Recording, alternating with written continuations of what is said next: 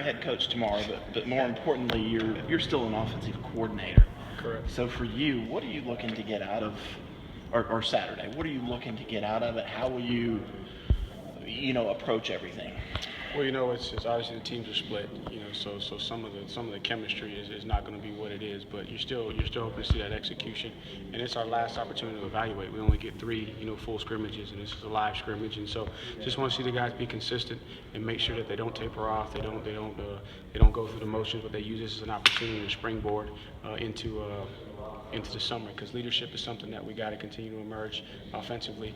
I think we got some guys that can step up and do it. They just got to do it, on the grass when it matters, and this is an opportunity for them to do it. I want to see the quarterbacks continue to compete.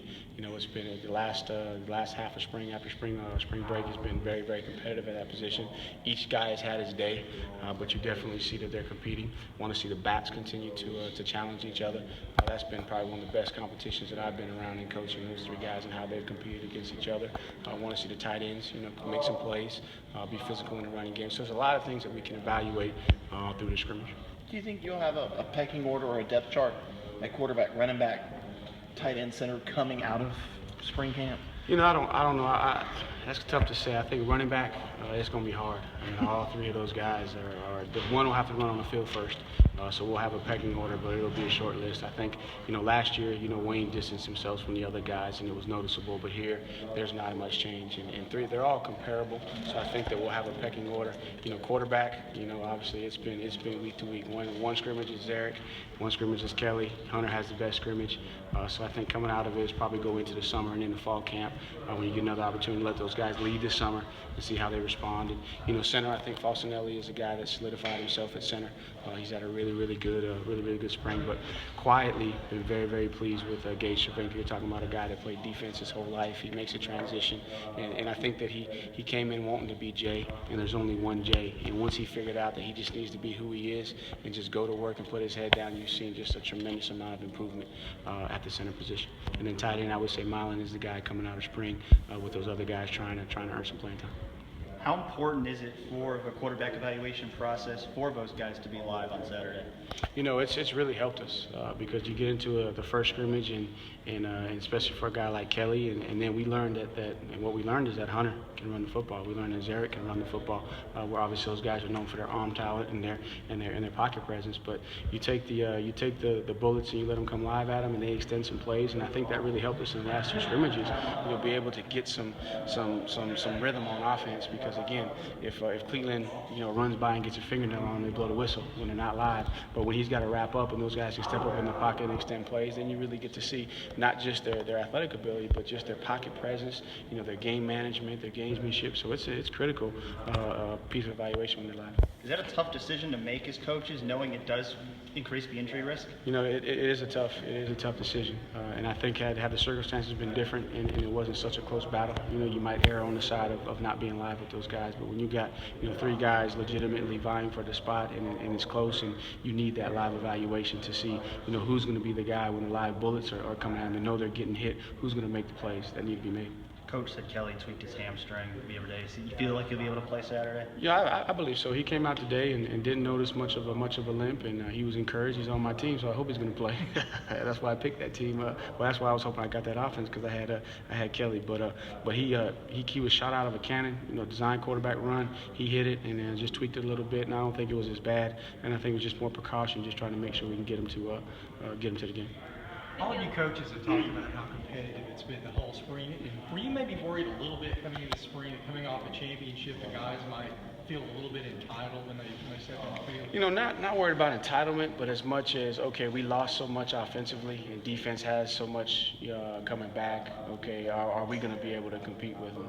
And I've been pleasantly surprised at how our guys have just stepped up to the challenge, especially these last two live scenarios that we've had. Our guys have had great energy, been able to make some plays versus a very, very talented defense. And so that was the biggest challenge is, okay, are we going to rise to the occasion physically and mentally to challenge our defense, not so much from an entitlement standpoint.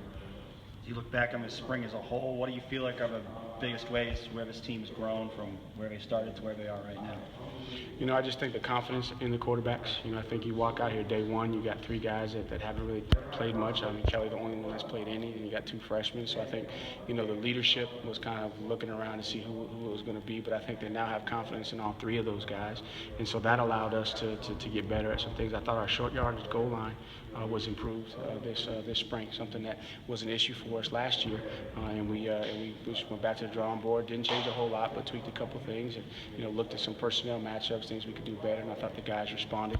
I thought the backs, you know, they improved just their physicality and their pad leverage. They're running hard, they're breaking tackles, they're hard to deal with, and they've gotten better catching the ball out of the backfield. The young emergence of the receivers, especially in TJ Chase and Cornell Powell and even Overton. Overton probably had the most on him this spring with everybody challenging him to be, you know, to step up because he's a guy that we're expecting to be in there behind Dion, and we know as many plays that we play, you know, one guy can't play any snaps, so we need a legitimate, you know, double team at that 9-man position, and really seeing him respond to how we've challenged him, and then, you know, the way he responded to how the defense challenged him every day. So, you know, a lot of positive coming out of it, and then I like what happened when we came back from spring break. You saw a lot less of just the deer in the headlights, confusion. You know, guys looked a lot more calm, a lot more confident, and so you started just to see us execute with more precision and more consistency. As a coach, what are your expectations for Saturday? What are the biggest things you want to see from this team on Saturday? Well, that we don't take a step back, that we continue to compete, that we play with great energy, that we're focused. I want to see how the young guys are going to respond in the stadium in a live situation with the crowd. You know, you never know. Some of these guys have never been, you know, in the Valley playing, so you want to see that. I want to see some chemistry develop when you're playing next to a guy that you might not have been playing to every single snap during the spring because the teams are split up. So just see how the guys respond to the adversity that's created by dividing the team, and then making sure that they're not going through the motion and take advantage of this. Because as I told them before we broke this last practice, it's been a really, really good spring. We've made a lot of progress, but the key to our success in the fall is what we do between now and the time we get to the fall. And so this game is a springboard to send us into the summer so that we can have great preparation for the fall. How excited are you just to get out there in front of that crowd again? You know, I think it's going to be. I'm excited about the halftime to see these seniors come back and get their rings. We had our time yesterday night with our families here, with the team that's here to get our rings. But really, really excited for the seniors and for the crowd to see, you know, those guys and their opportunity to be honored with their ring. But then just being back in front of the home crowd and it's going to be special. You mentioned that you've seen a growth in confidence and leadership with the quarterbacks. In what ways have you noticed that? Well, the biggest thing is just their gamesmanship and the way they command the huddle. You know, the way that they're communicating to the offensive line. You know, you're not having to help those guys from the sideline, to help them with calls, protection calls, direction calls, run schemes, pass schemes. You're starting to see those guys step up and like Deshaun will do all the time, get up in that huddle, just command it, talk to them, not look frustrated, not look flustered. You know, those are the kind of things that you look for as a coach when you start to see that leadership. And then now, as that confidence grows, their leadership's only going to get even better because they're more confident. Is the quarterback battle the biggest question mark going into this, or are there other players or positions you're hoping to get some more clarity on? You know, I think the quarterback is the biggest position because everybody looks at that position, and that's the leader of our offense, and rightfully so. And there's 3 guys vying for that spot. I think that at running back, you know, you can get away with playing 3 guys, playing 2 guys. I think at quarterback, you know, you kind of want to have that. And some people have done dual quarterback systems, but most times you just have one guy that kind of takes the reins. So I would say that's the biggest position.